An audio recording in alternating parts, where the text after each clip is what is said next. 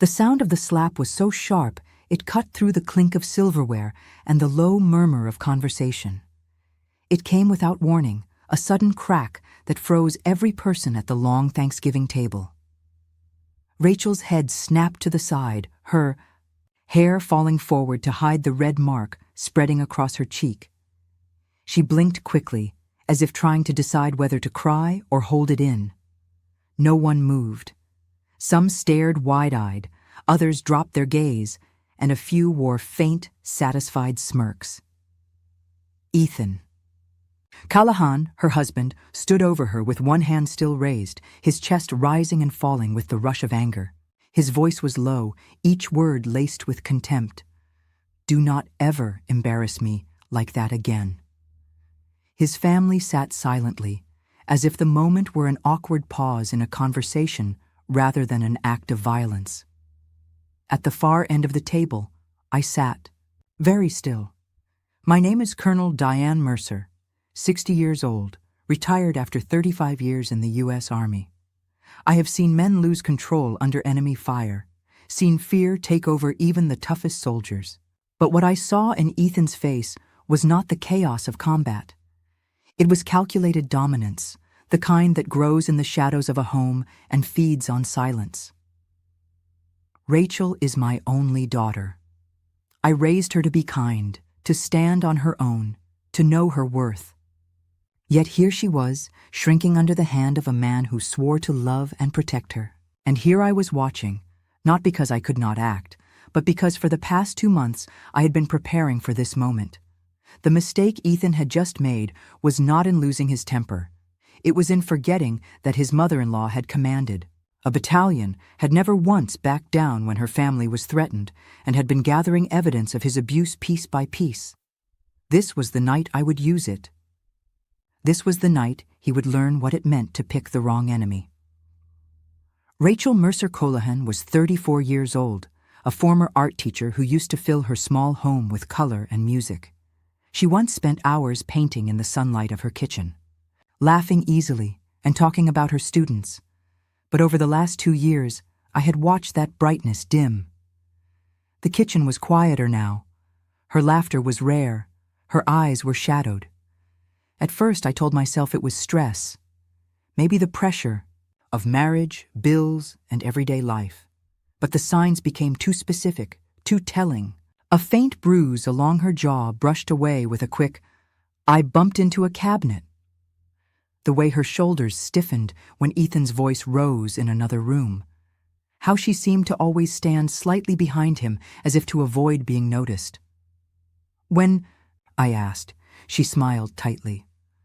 "I'm fine, Mom."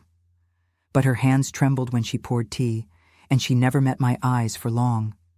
I had led soldiers through ambushes, seen them hide their injuries to keep moving forward. I recognized that same instinct in my daughter, the need to hide the pain so no one could use it against her. At family dinners, Ethan's control was subtle, a hand pressing firmly on her shoulder if she spoke too long, a look that shut her down, mid-sentence. In public, he wrapped his arm around her in a way that looked affectionate but pinned her in place. It reminded me of something I used to teach my soldiers. The most dangerous enemy isn't the one who charges at you. It's the one who waits, watches, and strikes when you're most vulnerable.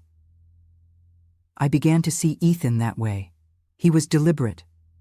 Every comment, every gesture was part of a strategy to make Rachel smaller, quieter, easier to control. And the rest of his family seemed to play their parts without hesitation.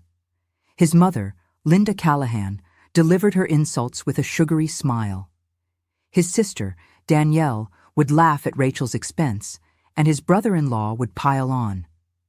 It was a performance, a twisted family play, where Rachel was cast as the undeserving outsider, and Ethan was the hero who tolerated her flaws. I knew confronting them head-on wouldn't work. I had been in situations where one wrong move could escalate, everything beyond control. I needed facts, proof, and timing. I remembered a fellow officer once telling me, "Evidence is the quiet weapon. It doesn't shout. It strikes when you decide." That stayed with me. so I started watching more closely. Every time I visited, I paid attention to the bruises, the way Rachel avoided certain topics, and how Ethan's voice would drop into a quiet, dangerous tone when she disagreed. It wasn't paranoia. It was pattern recognition. And I knew the next step would be to document those patterns until there was no room for denial. Because if I learned anything in the military, it's that winning a battle often comes down to preparation. And I was preparing for the biggest one of my life. The turning point came on a rainy Tuesday evening when I stopped by Rachel's house unannounced. I was carrying a casserole, an excuse to check in. Through the front window, I saw her in the kitchen, standing perfectly still while Ethan loomed over her. I couldn't hear the words, but I could read his body language. Shoulders squared, hands gesturing sharply, face inches from hers. Then I saw her flinch. By the time she opened the door for me, her smile was plastered on like a mask. "Ethan was gone upstairs," she said. But I noticed a faint red mark on her forearm. My stomach tightened. I'd seen that kind of mark before from fingers gripping too hard. That night, I made my decision. Feelings wouldn't win this fight. Facts would. And in my years of service, I'd learned how to gather facts so they couldn't be disputed. The next day, I went to a small security store run by a retired Marine I knew. I bought 3 covert cameras, one disguised as a picture frame, one as a smoke detector, and one small enough to fit in the corner of a bookshelf. I also purchased an audio recorder the size of a thumb drive. All of it was motion-activated, date-stamped, and easy to hide.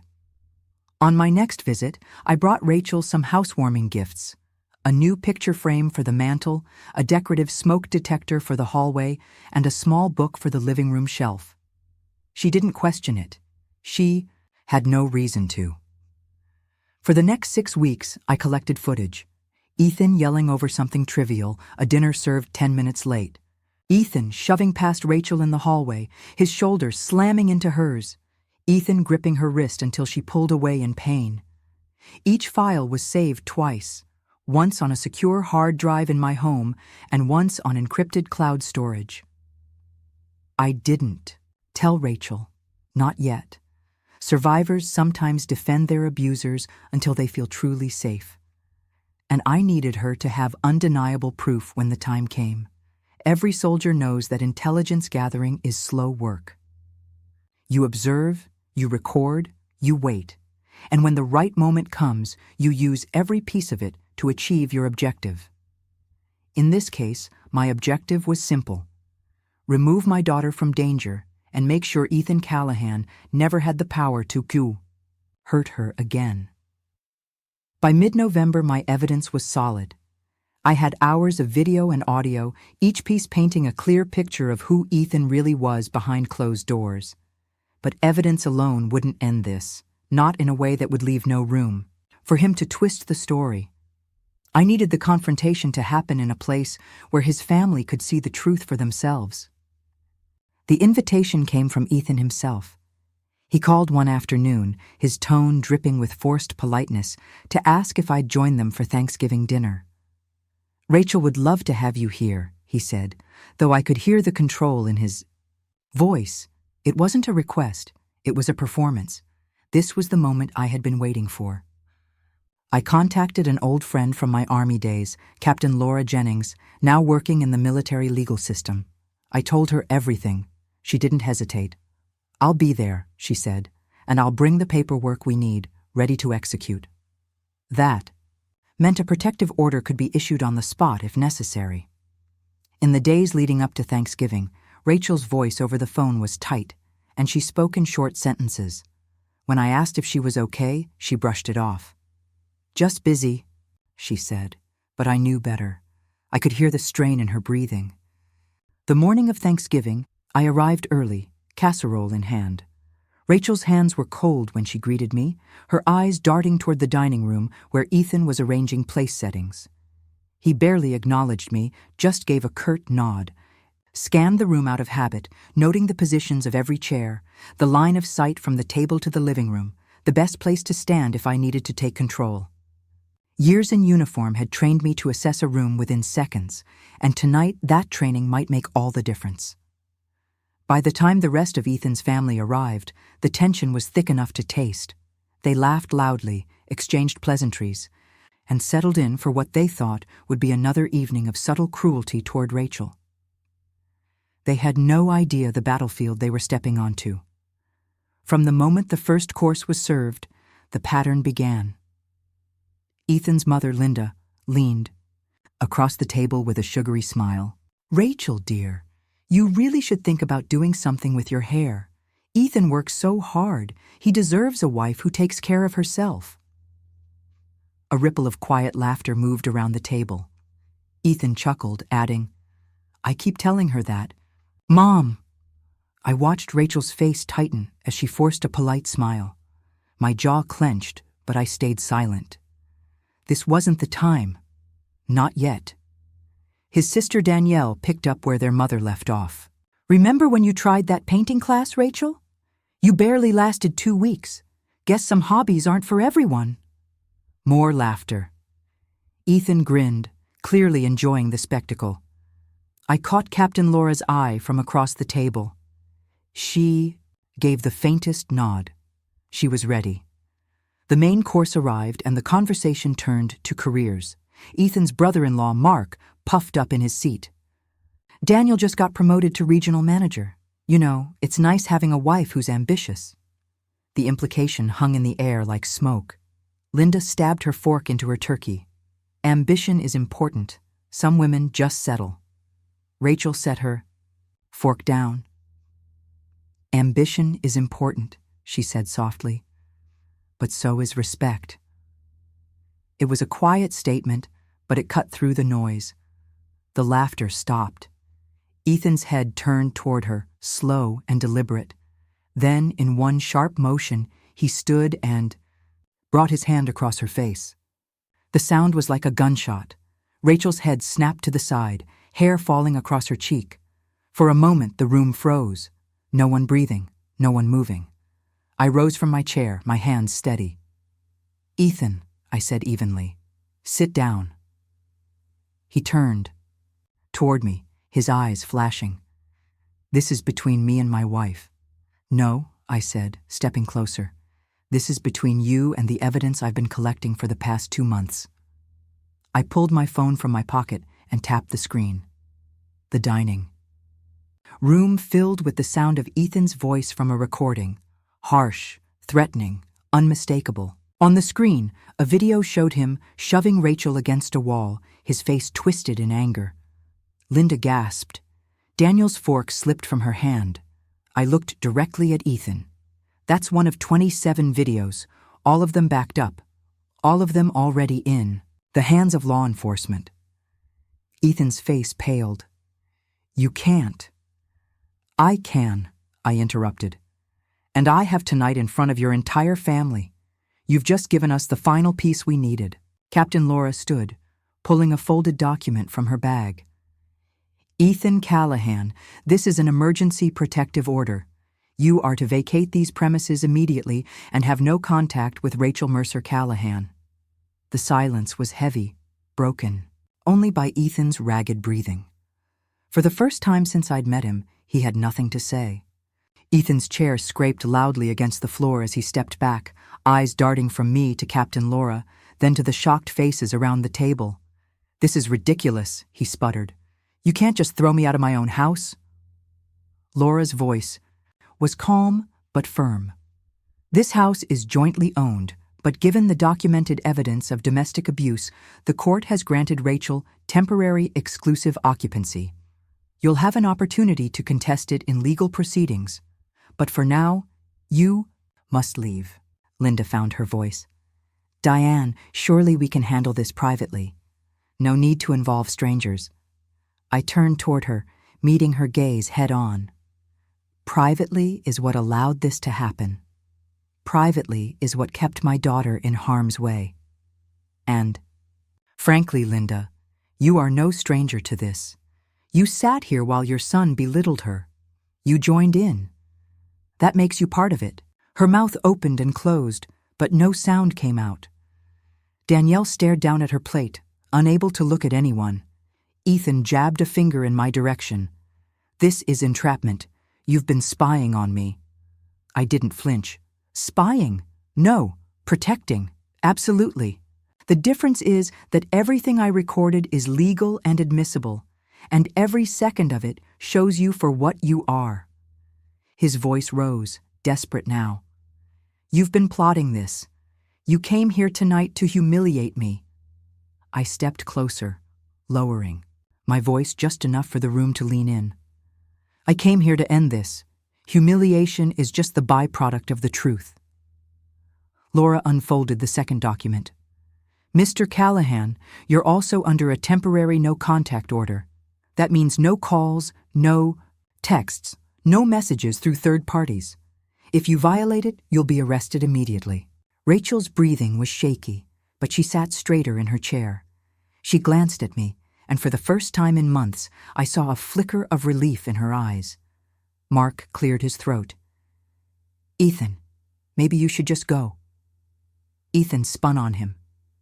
"You, too, you're siding with them." Mark looked away. "I'm siding with not being part of this mess." The room shifted. The air felt different. The dominance Ethan once carried like armor was crumbling in real time. I gave him one last unblinking look.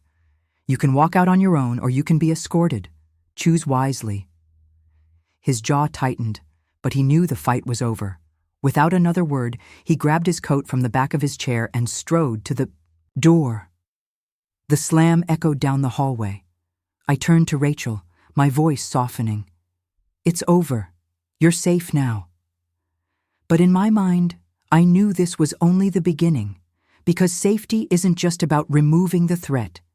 It's about rebuilding the person who's been living in fear. The night Ethan was forced to leave, Rachel came home with me. She packed a single overnight bag, moving slowly, as though afraid he might suddenly reappear in the doorway. I carried the rest.